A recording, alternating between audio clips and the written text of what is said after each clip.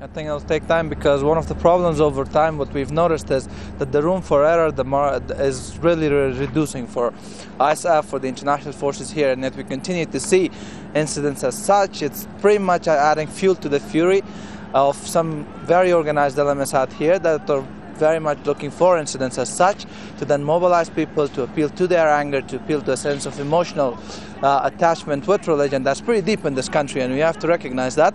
So all that happens, and then it takes time. It does take responsibility from the leadership, political leadership of the country.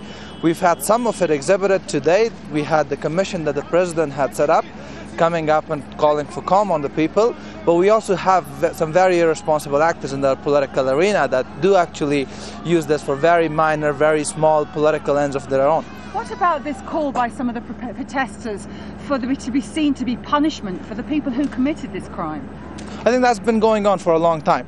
There's been a sense in return for civilian casualties and other abuses that have happened that there has to be an addressing mechanism. Especially the Americans who obviously inadvertently, as they're saying, ordered the burning of these Qurans. Again, I mean, I don't have access to the real facts of it as to who indeed did it, but there have been incidents of abuse that have gone a bit unnoticed or unaddressed. There have been either penalties that haven't been severe enough for acts that have happened in this country by international actors. Those are things I think that people over time, it builds up on their emotions. And there has to be some level of addressing that, some level of addressing those concerns. And every day we're getting a higher death toll in various different parts of the country. Today it was in the west, in Herat. We haven't seen violence there before.